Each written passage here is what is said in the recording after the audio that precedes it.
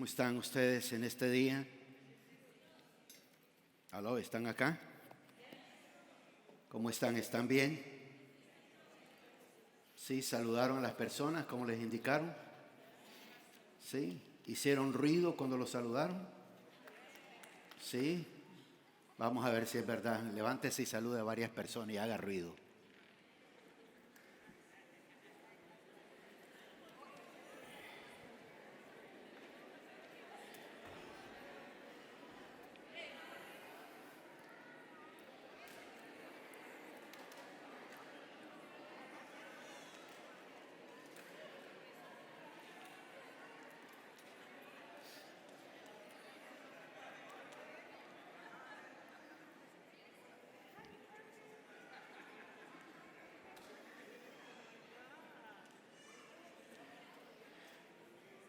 Ahora sí se saludaron, sí se oyó el ruido.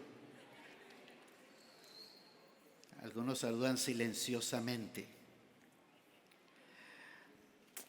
Bien, sean bienvenidos. Damos gracias al Señor por la vida de ustedes. Tenemos también algunas visitas, creo que de allá del otro lado del continente, de Sudamérica, ¿verdad? De Bolivia, ¿verdad? Amén. Pónganse de pie, por favor, para que les reconozcan que vienen de Bolivia. Bendíganles, por favor. Familias muy queridas, damos gracias al Señor por sus vidas. Y sean cada uno de ustedes bienvenidos, especialmente los que están viendo esta transmisión en línea allá en Centroamérica, México y en Sudamérica. Gracias por conectarse y por estar atentos a esta transmisión. El día domingo pasado comencé una charla, un estudio, una predicación que le titulé Cumpliendo el propósito eterno de Dios. ¿Se recuerdan? Cumpliendo el propósito eterno de Dios. Hablamos de varias cosas y vamos a proyectar nuevamente ese versículo clave del cual hablamos en ese día, que es Primera de Corintios capítulo 9. Primera de Corintios en el capítulo 9, y leímos de los versículos 24 al versículo 26. Primera de Corintios 9, versículos 24 al 26. Y dice de esta manera: y no sabéis que los que corren en el estadio, todos en verdad corren, pero solo uno obtiene el premio. Corred de tal modo que ganéis. Y todo el que compite en los juegos se abstiene de todo.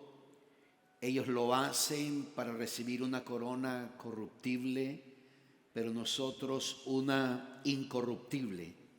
Por tanto, dice el apóstol, yo de esta manera corro, no como sin tener meta, de esta manera peleo, no como dando golpes al aire, sino que golpeo mi cuerpo y lo hago mi esclavo, no sea que habiendo predicado a otros yo mismo sea descalificado.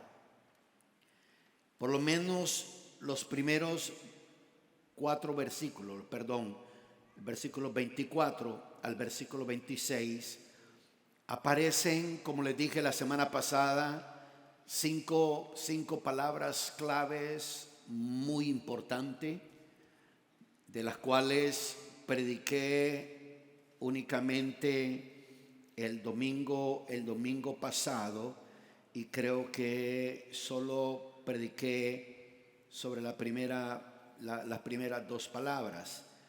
La primera palabra clave que aparece en el versículo 24, si lo vamos proyectando rápidamente ahí en la pantalla. El versículo 24, si ustedes tienen Biblia y pueden subrayar o pueden tomar notas y pueden escribir en letra mayúscula la palabra correr. En el versículo 24 dice: ¿no sabéis que los que corren en el estadio, todos en verdad corren? Esa es una palabra clave que aparece en ese versículo, ahí en ese versículo 24, la palabra correr, corren. Otra palabra clave que aparece en ese versículo 24 es donde dice: pero solo uno obtiene el premio. Premio es otra palabra clave de la cual aparece en ese versículo. Y el domingo pasado les mencioné y les hice ver a través de la palabra de que nosotros los creyentes no corremos por puro gusto, de que hay un premio. Y les expliqué de que hay una gran cantidad de personas dentro de la iglesia que no saben que hay un premio por el cual hay que correr. No saben que hay un premio por el cual hay que esforzarse. No saben que hay una meta por la cual hay que trabajar y la cual hay que alcanzar. Estuvimos hablando sobre la corona de justicia para aquellos que son fieles. Hablamos de la corona de vida para aquellos que han caminado, ¿verdad? Y están esperando la venida del Señor. Hablamos de la corona inaccesible de gloria que será entregada por el mismo príncipe de los pastores, a los líderes, a las personas que sirven al Señor. Vimos también la corona de gozo por haber ganado almas. El apóstol Pablo decía: ¿y quiénes sois vosotros? Sois corona mía. Él habla de esas personas. Y hablamos de la crisis que hay en este tiempo, de cómo mucha persona ha caído en un enfriamiento, yo creo que lo peor que nuestra sociedad está viviendo en este momento es la neutralidad.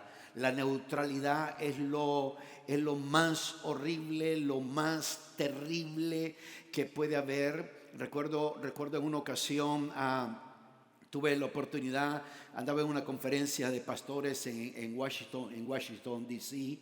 Y fui en ese momento Ismael estaba pequeño y fuimos a visitar los museos. Ahí hay si usted en algún momento tiene la oportunidad de andar por allá, aproveche a ir a los museos que hay ahí se encuentran uno de los mejores museos en el mundo.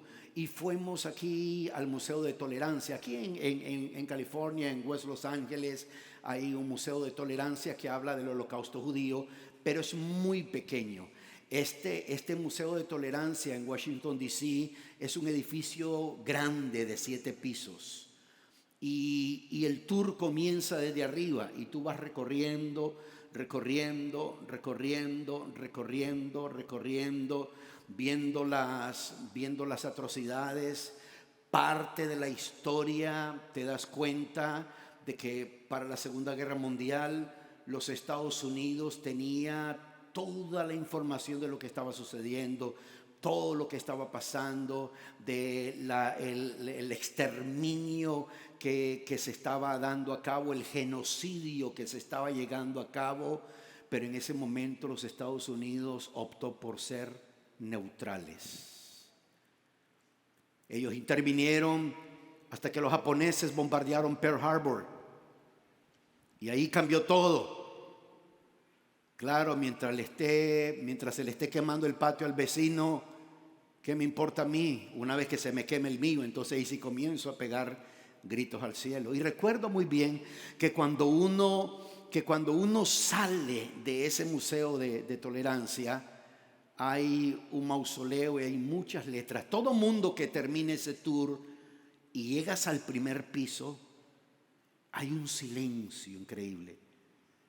Y el silencio que hay no es porque ahí te dicen silencio, sino porque después de lo que has visto a través de la historia, te haces preguntas y dices: ¿cómo es posible esto? ¿Cómo pudo haber sucedido esto? Porque hubo tanta gente que se mantuvo neutral. Porque hubo tanta gente así. Y hay un gran rótulo ahí con una antorcha encendida, y parte del rótulo ahí dice, del anuncio que está ahí, dice que no nos quedemos callados para que esta historia no se vuelva a repetir. La neutralidad es uno de los mayores estragos que uno puede causar a la vida, al cristianismo, a la sociedad. Yo digo, pregunto, y lo digo con todo respeto, ¿cómo se sentirán ahora todas las personas que votaron por el actual presidente y con su agenda punzante de movimientos homosexuales, lesbianas, aborto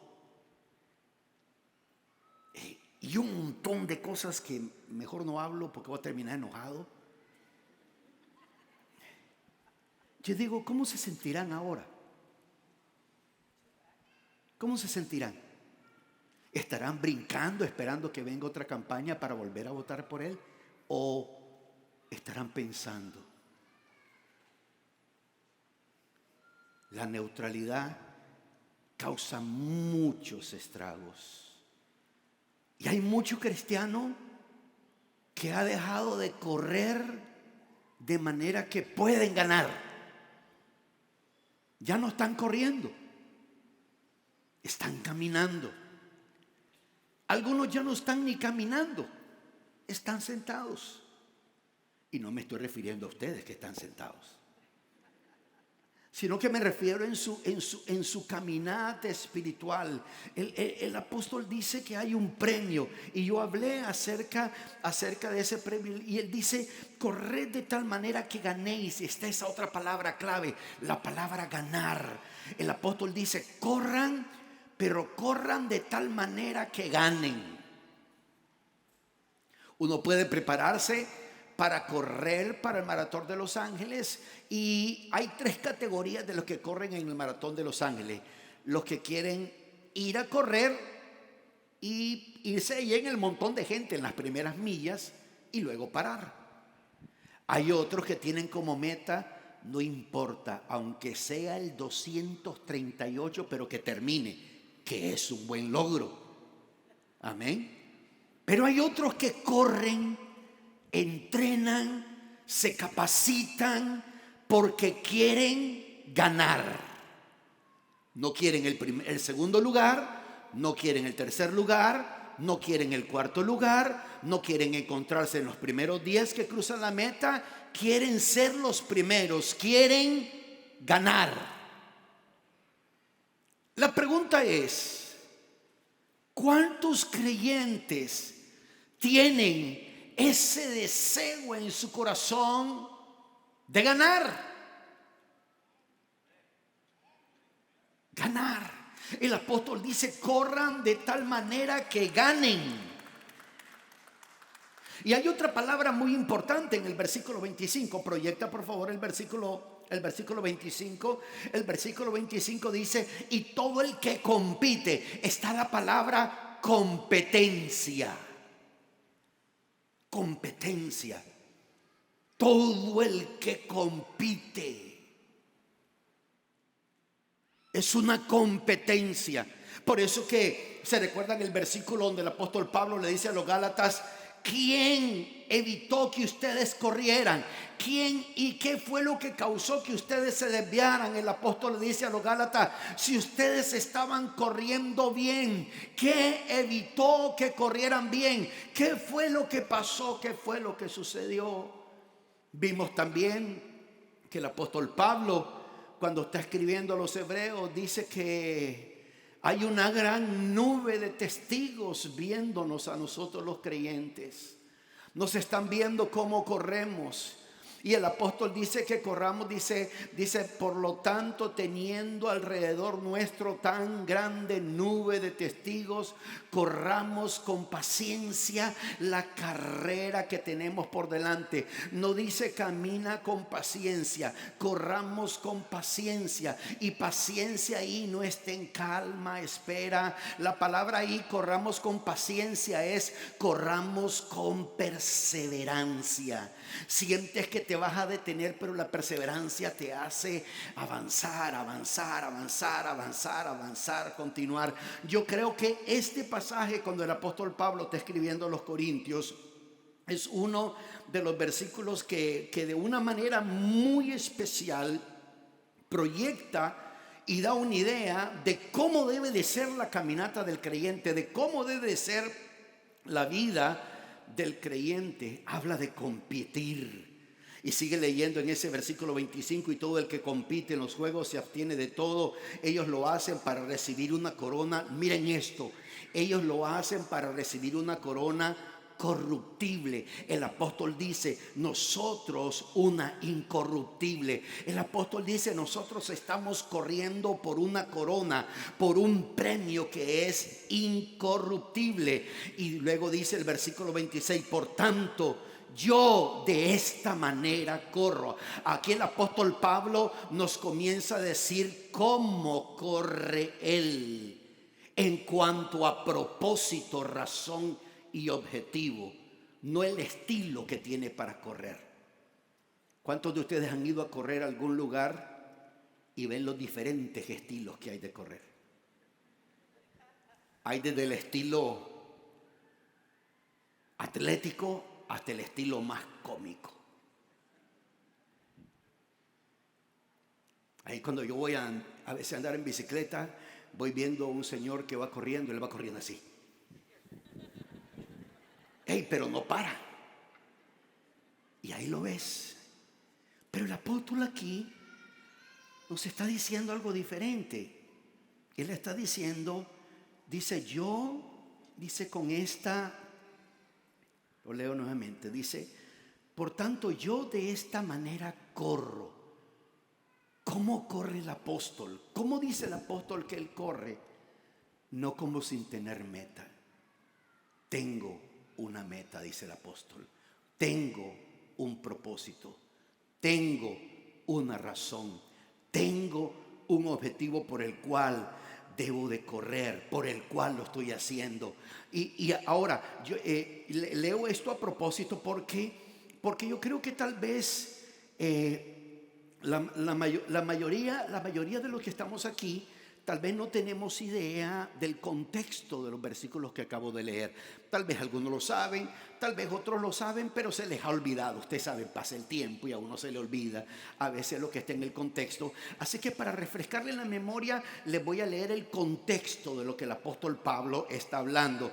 Podemos comenzar a leerlo desde el versículo 16. Hay Master Control, proyécteme el versículo 16 de ese mismo capítulo 19 de Primera de Corintios, pero comenzamos en el versículo 16. Dice de esta manera, Primera de Corintios 9:16. Proyéctenlo por favor, ahí está. Dice el 16: porque si yo predico el evangelio, no tengo nada de qué gloriarme, pues estoy bajo el deber de hacerlo. No digan amén tan fuerte.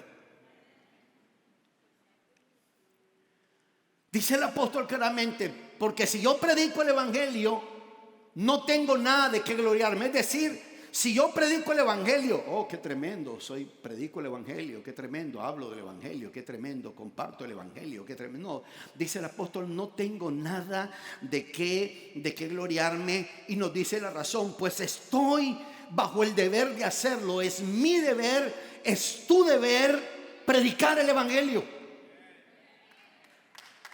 Es deber de todos. La cuestión es de que la mayoría de creyentes no hacen eso.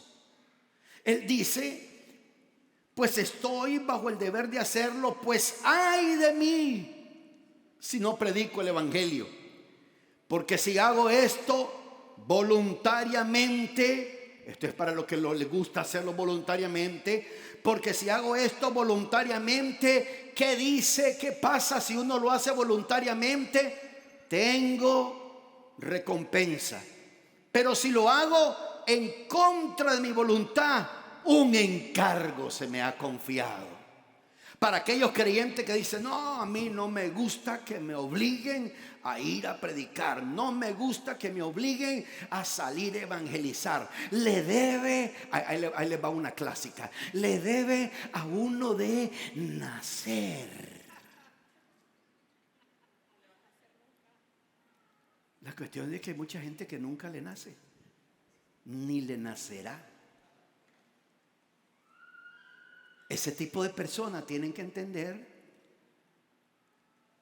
de que la razón por la cual deben de hacerlo es porque un encargo se te ha confiado. Un encargo se te ha confiado. Y luego dice, ¿cuál es entonces mi recompensa?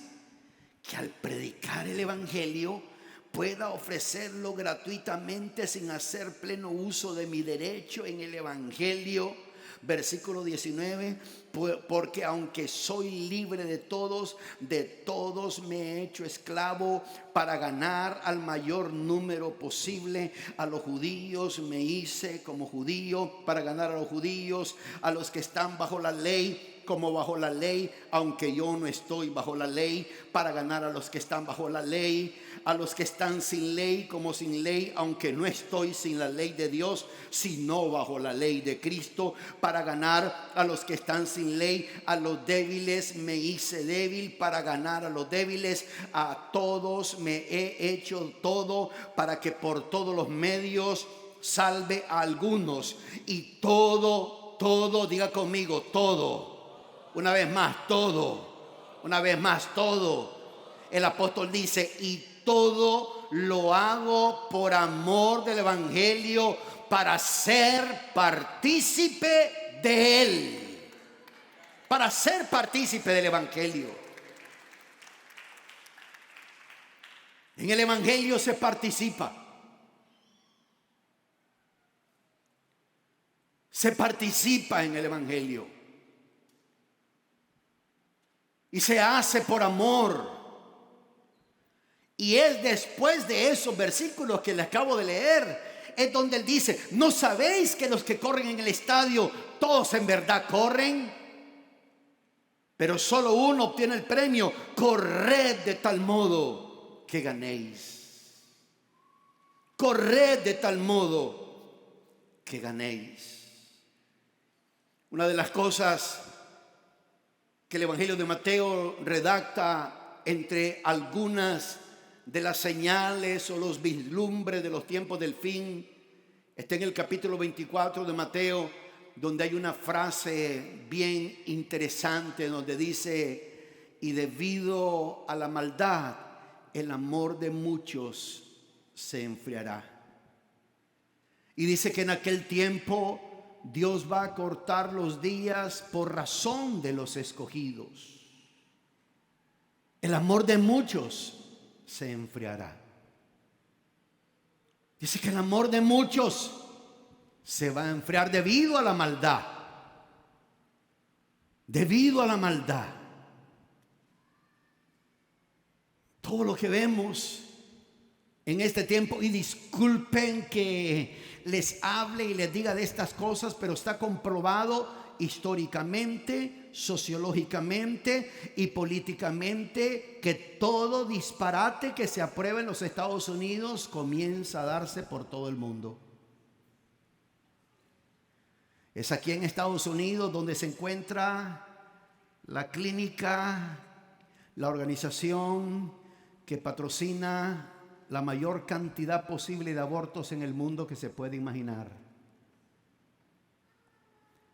Yo digo, si uno es cristiano, ¿uno está a favor de la vida o a favor del aborto?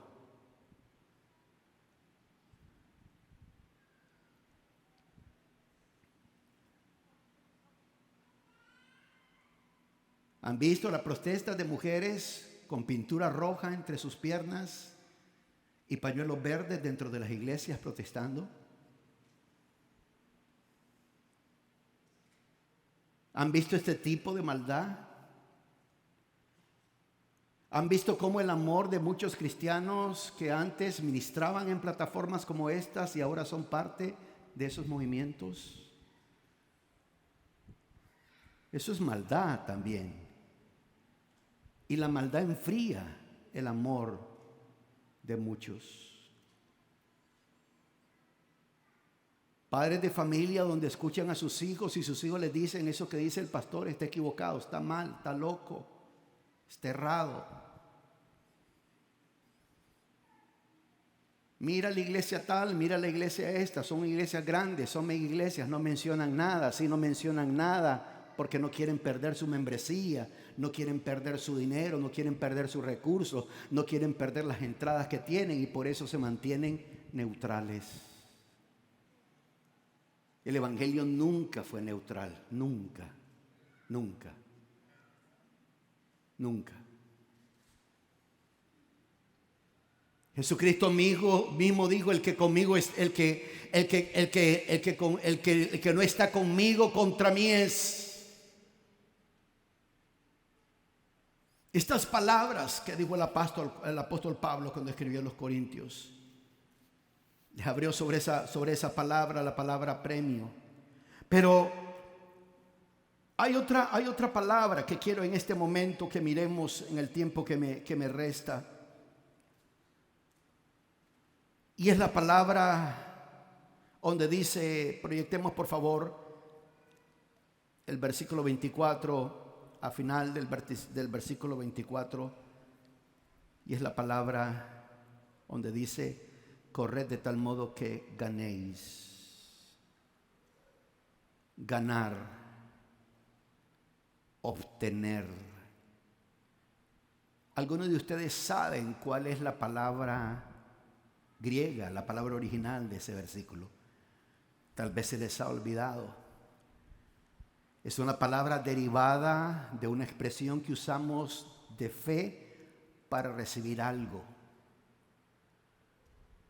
¿Se recuerdan? Está la palabra lambano. Pero aquí en el griego que aparece aquí es la palabra katalambano. Y cuando el apóstol está diciendo en ese versículo: corred de tal modo que ganéis, corran de tal manera que obtengan. Ganar es obtener. Corran de tal manera que ganen algo, que obtengan algo. Esa palabra en el original, porque el griego es un idioma rico en contenido, rico en significado. Nosotros en español tenemos una palabra solo para decir niño. O sea, no estoy hablando de los derivados que se usan en cada país, ¿no? Estoy hablando del español normal. Un niño es un niño. No un cipote, un chaval, un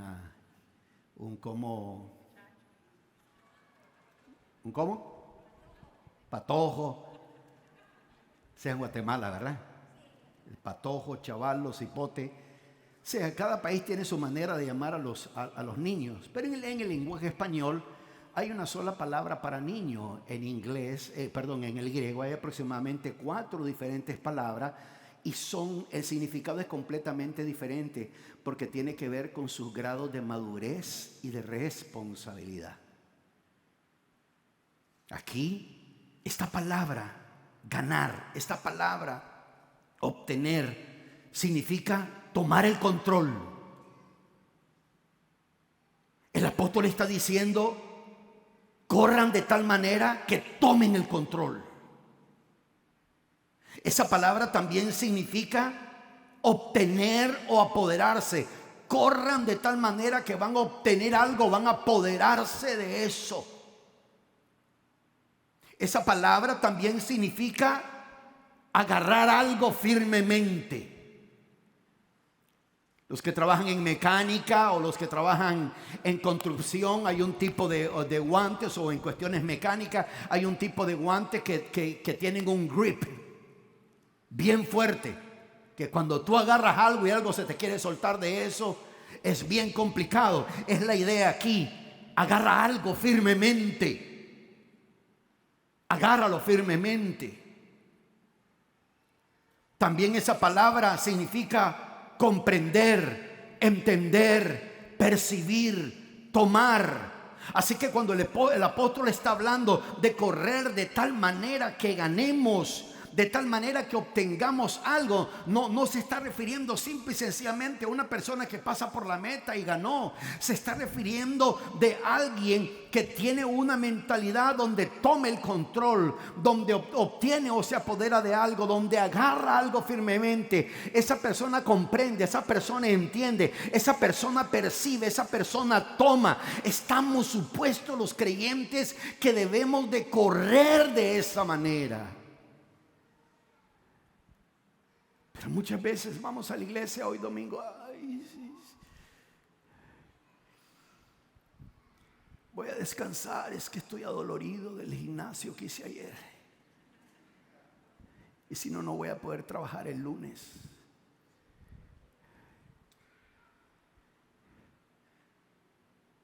Dice, no puedo ir, voy a descansar. Ayer lavé mucha ropa, o sea, la metí en la lavadora. En Centroamérica y a países de Latinoamérica, ahí sí se lava ropa. Ahí sí la señora amanece bien cansada al siguiente día. Cuando el apóstol Pablo está escribiendo a los filipenses, les dice algo muy, muy interesante en el capítulo 3 de Filipenses. Léanlo conmigo rápidamente, de los versículos 12 al versículo 14. Miren lo que dice. El apóstol dice: no que ya lo haya alcanzado o que haya llegado a ser perfecto. El apóstol dice: no porque ya tengo 25 años de ser creyente significa que ya estuvo, ya está. Dice él: no que ya lo haya alcanzado o que ya haya llegado a ser perfecto, sino que sigo adelante. Aleluya. Alguien puede decir fuertemente: sigo adelante. Dice ahí: sigo adelante, a fin de poder alcanzar aquello por lo cual también fui alcanzado por Cristo Jesús. ¿Te das cuenta, iglesia? Cuando tú viniste al conocimiento del Señor, el Señor te alcanzó por algo. Hay algo, hay un propósito, hay una razón. No es que antes católico, ahora evangélico. No, eso no tiene ningún sentido. Dios te ha alcanzado con un propósito. Y cada vez que tú tienes luchas, cada vez que las tinieblas lanzan un ataque sobre tu vida, no se trata de ti, no se trata únicamente de ti. Las tinieblas saben que inmovilizándote, atacándote, neutralizándote, el propósito de Dios en tu vida es afectado. Por eso esta enseñanza se llama cumpliendo el propósito eterno de Dios. El apóstol dice: sigo adelante a fin de poder alcanzar. El apóstol dice: voy adelante a fin de poder. Está catalambano. Sigo adelante, me estoy esforzando. Quiero obtener eso, quiero apoderarme de eso, a fin de poder alcanzar aquello por lo cual también yo fui, dice, alcanzado por Cristo Jesús. Y luego dice: hermanos, yo mismo no considero haberlo ya alcanzado, pero una cosa hago. Esa es una persona con meta. Una cosa hago. Tengo tantas cosas que hacer que no me da tiempo de hacer nada para Dios. Una cosa hago. Estoy tan ocupado en la vida con tantas cosas. Una cosa hago. Marta diciéndole al Señor: no le vas a decir nada a mi hermana, yo estoy aquí cocinando, yo estoy aquí atendiendo, estoy haciendo esto y lo otro. Y el Señor le dice: Marta, estás tan afanada con tantas cosas y tu hermana ha escogido lo mejor. El apóstol dice: yo mismo no considero haberlo ya alcanzado, pero una cosa hago, olvidando lo que queda atrás. Pastor, yo quisiera seguir, pero es que me hicieron esto. Olvidando lo que queda atrás. Oh, pastor, mira, yo quiero hacer esto, pero es que dice esto, olvidando lo que queda atrás. Es que mira, yo quisiera, pero es que me da pena porque van a decir esto y esto y lo otro, olvidando lo que queda atrás. Deja que los demás se preocupen si quieren de cumplir el propósito de Dios en su vida, pero tú preocúpate por cumplir el propósito de Dios en tu vida.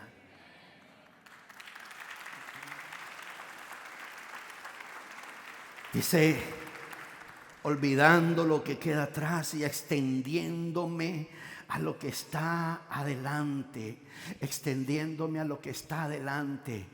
Yo no sé, iglesia, vienen años, van a haber más generaciones que van a ir delante de nosotros, pero estoy seguro para aquellas personas que en ese momento todavía estén vivos y se acuerden de estas palabras y vean cómo la sociedad va a estar en ese momento, van a decir, esto era de las cosas que el pastor Armando nos advertía. Esto era. Porque mientras nosotros nos mantenemos neutrales, los legisladores siguen legislando y legislando y legislando y legislando y legislando. Es tanta la presión que le ponen el Partido Demócrata al presidente, de que ahora ni lo que la Corte Suprema de Justicia decida tiene valor. Y lo que antes criticaban de Donald Trump de afirmar órdenes ejecutivas, ahora las va a firmar Joe Biden. Joe Biden va a firmar una orden ejecutiva para que se le dé asistencia de aborto a la gente en todos los estados.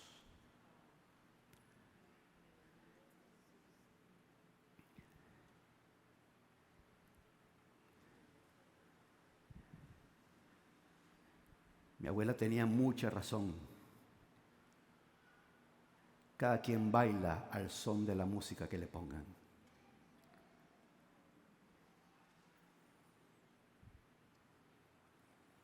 El apóstol dice, prosigo hacia la meta.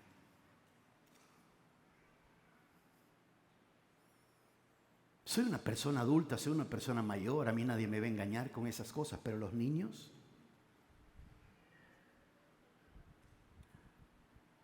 no se puede que, pastor, yo lo protejo. No, tu hijo está 5 veces al día en una escuela. Y si gracias a Dios la escuela es buena, van a recibir una buena enseñanza, pero ahí se siembran las ideas, los conceptos. ¿Saben una cosa? Yo tenía aproximadamente 14 años de edad cuando me comencé a involucrar en el movimiento político sandinista en Nicaragua. Tenía 14 años de edad.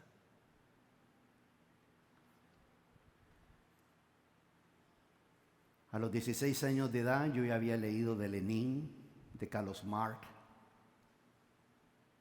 de todas estas ideologías marxistas, socialistas.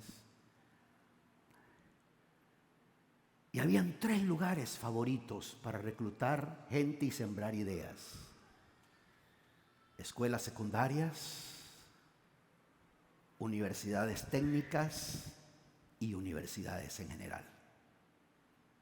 Ahí se gestaban todas las ideas, todos los pensamientos. Lo que estamos viviendo hoy comenzó hace 30 años. Mientras todos los cristianos en nuestras 4 paredes, gloria a Dios, aleluya. Y todo este mundo de maldad moviéndose.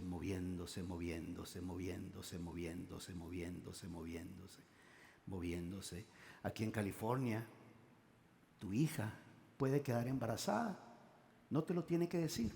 Habla con su consejero y la escuela misma se encargará de pagarle todos sus gastos de aborto sin necesidad de informarte ni una sola letra. Porque después de todo, lo que ella tiene en su vientre no es un feto, es una bolsa de células.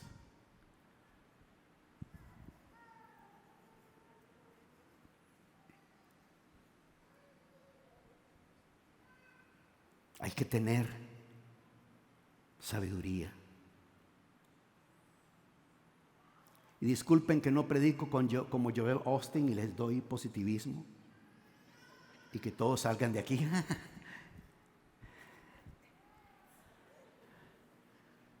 Tengo que predicar una verdad. Tenemos que entender ciertas realidades.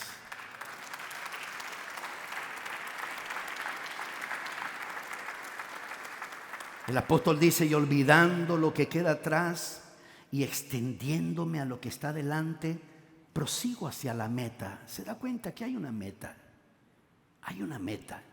Te pregunto a ti, como hombre, como mujer, como joven, ¿tienes una meta de crecer espiritualmente? ¿Tienes una meta de... ¿cuántos creen? Y voy a hacer una pregunta, y no es una pregunta cauciosa, por favor. ¿Cuántos creemos que una vez que uno parte de este mundo, si tienes a Cristo en tu corazón, vas a la presencia del Señor? Si no tienes al Señor y rechazaste al Señor, tu vida va a ser afectada. Tu destino eterno es afectado. Ahora la pregunta es: ¿cuántos creemos que el mejor lugar para estar una vez que parte de este mundo es en los cielos con Dios? Ahora la pregunta es: ¿por qué no predicamos si ese es el mejor lugar? Si creemos que ese es el mejor lugar, ¿por qué es el lugar que más ignoramos? El apóstol dice: yo tengo una meta, prosigo hacia la meta. ¿Te das cuenta? No está corriendo.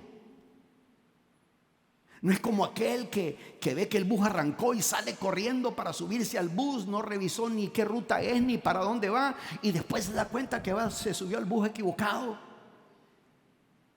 Meta. El apóstol dice: tengo una meta. ¿Podrías, por el amor de Dios, tener una meta de por lo menos ganar una persona al año? Una persona al año. ¿Podrías tener esa meta, por el amor de Dios, de ganar uno en 12 meses, 365 días? ¿Tendrías tiempo en 365 días de ganar a alguien, tenerlo contigo, discipularlo? ¿Podrías hacerlo? Uno.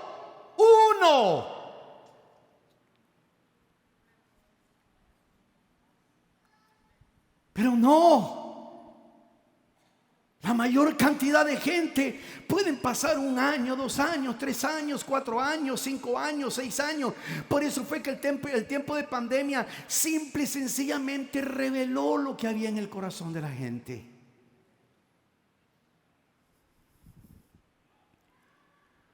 Si cada uno de nosotros ganáramos uno,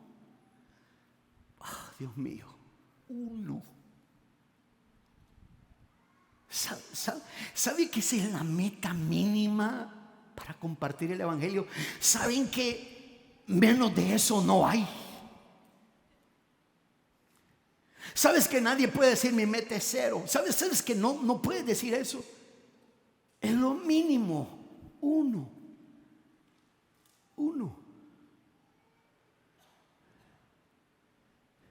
No me diga: el fin de semana gané 15. Sí, pero ¿dónde están? Dios los va a guiar. Qué bueno, Dios los va a guiar. Si solo ganaras uno y lo cuidaras, miren la cantidad de personas que vemos aquí. Y si solo uno ganara uno en un solo año, llenamos esto. Ganando uno.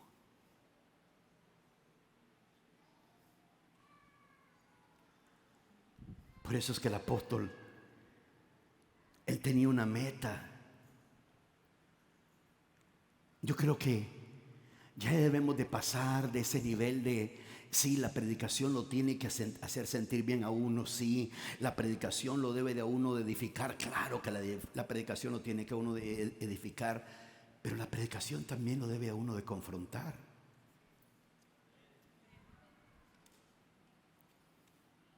Y por eso es que el apóstol, cuando habla de ganar, Se está refiriendo a que una persona que verdaderamente quiere ganar tiene una mentalidad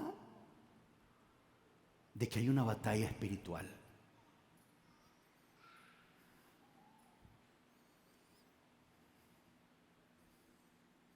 Y uno ve ahí en videos transvestis bailándole a los niños y todos los padres de familia aplaudiendo y haciendo de aquello como un show bonito, esto y lo otro. No hay mentalidad de guerra espiritual. Y aclaro porque esto está siendo grabado y se pone en YouTube. Aclaro algo. Yo no estoy. Si alguien quiere ser homosexual, es su problema. Si alguien quiere ser lesbiana, es su problema. Es más, si alguien quiere ser non-binary, es su problema. Si alguien llama a su hijo hije, es su problema. Es su problema. El problema es que las leyes que se han aprobado me obligan a mí a decirle a un hombre que es mujer y a una mujer que es hombre. Esas leyes me obligan.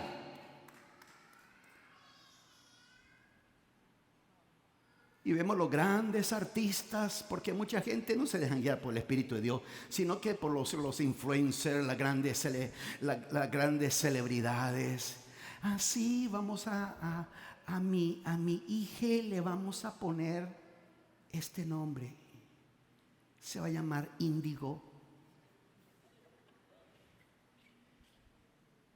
Y uno dice, ¿qué es esa?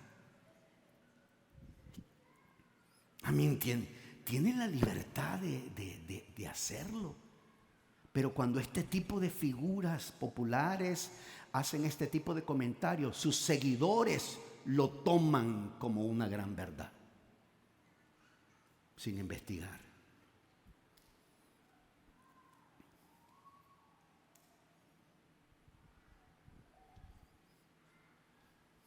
¿Dónde está toda la gente que hablaba de política en el tiempo de la votación?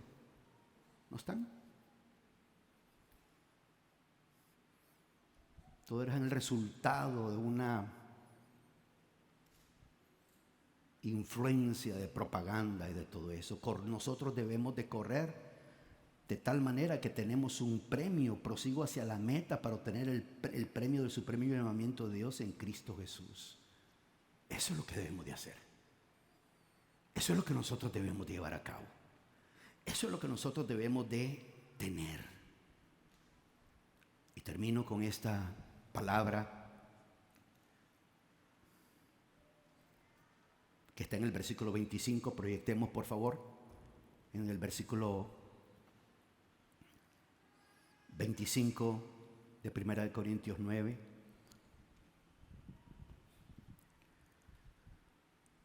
¿Se recuerdan que les dije cuáles eran las palabras claves? Y solo voy a decirle esta palabra y ahí terminamos.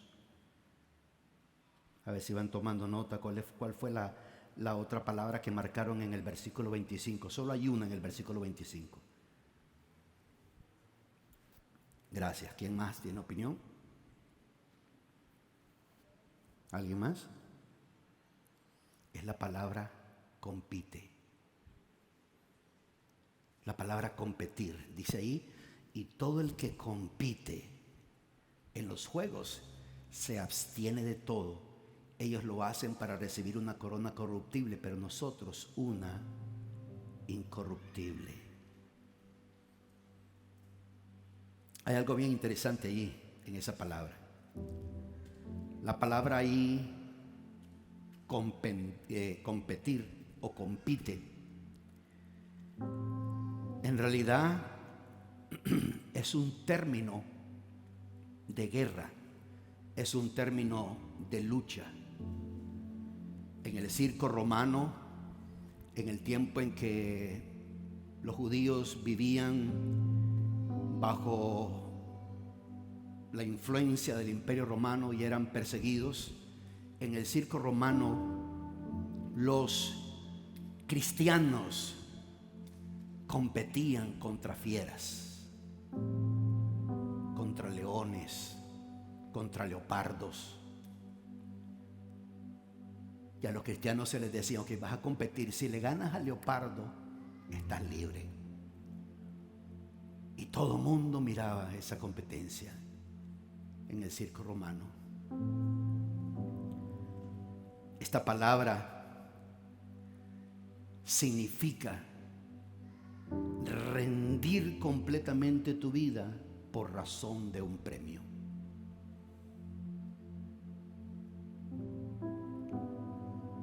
Es como que alguien te ponga una pistola y te diga,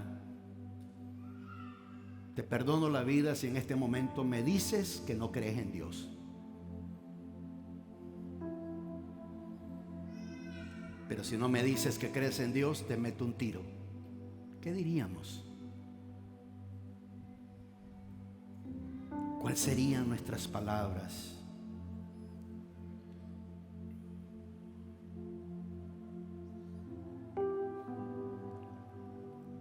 Es esforzarse. Esa palabra tiene que ver con esforzarse, con contender, con entrar en una competencia. Siempre digo esto y digo, esta es una de las predicaciones más importantes, pero creo que esta, entre las importantes, es una de las más importantes. Y termino con un versículo que está en Lucas capítulo 13. Si se ponen en pie, por favor, son tan amables. Lucas capítulo 13.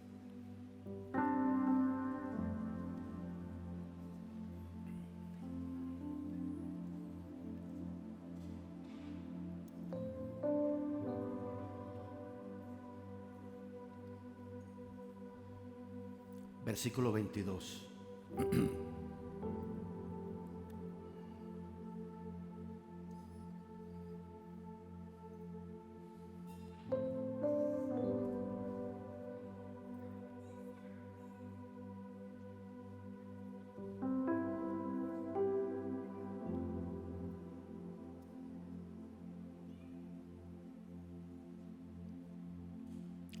Si ustedes tienen en sus Biblias, si lo están viendo en sus tabletas, en sus teléfonos o en su Biblia físicamente, y están usando la Biblia de las Américas, mirarán que arriba del versículo 22 hay un título, y el título que se encuentra en el versículo 22 es La puerta estrecha.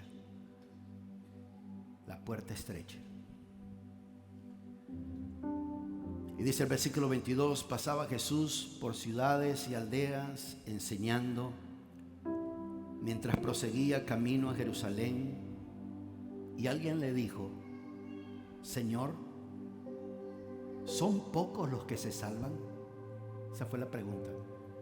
¿Son pocos los que se salvan? Y él les dijo, esforzaos. Esa palabra que aparece ahí, esforzaos, tiene el mismo significado de donde está hablando el apóstol Pablo en el versículo 25 que leímos, y la palabra compite, el que compite. Él está diciendo, esfuércense, esforzaos por entrar por la puerta estrecha, porque os digo que el dueño de la casa se levanta. Dice, porque os digo que muchos tratarán de entrar y no podrán. Después, dice el versículo 25, después que el dueño de la casa se levante y cierre la puerta, y vosotros estando fuera comencéis a llamar a la puerta diciendo, Señor, ábrenos. Él respondiendo dirá, no sé de dónde sois. Entonces comenzaréis a decir, comimos y bebimos en tu presencia y enseñaste en nuestras calles. Y él les dirá, os digo que no sé de dónde sois, apartaos de mí todos los que hacéis iniquidad.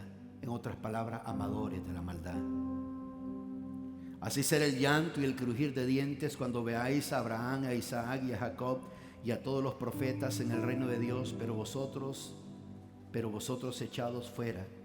Y vendrán del oriente y del occidente, del norte y del sur, y se sentarán a la mesa en el reino de Dios. Y aquí Hay últimos que serán primeros y hay primeros que serán últimos. Mi deseo para nosotros como iglesia es de que terminemos nuestra carrera tal como la terminó el apóstol Pablo, cuando él decía: he peleado la buena batalla de la fe. He peleado la buena batalla, dijo él. Y que seamos nosotros que hagamos eso. Y te invito a que ya no seamos parte de un cristianismo liviano, de un cristianismo light. Yo sé que todos tienen lucha, yo sé que todos tienen problemas, yo sé que todos pueden tener dificultades, les puede estar pasando muchas cosas. Yo trato de que no haya absolutamente nada que me detenga para poder predicar el evangelio. A veces yo puedo estar aquí predicándoles a ustedes y puedo estar en completo dolor, pero sin embargo yo digo: tengo que predicar el evangelio, tengo que predicar una palabra. Mi invitación para ti hoy es: ¿serías capaz, tendrías el valor de por lo menos tomar la meta mínima?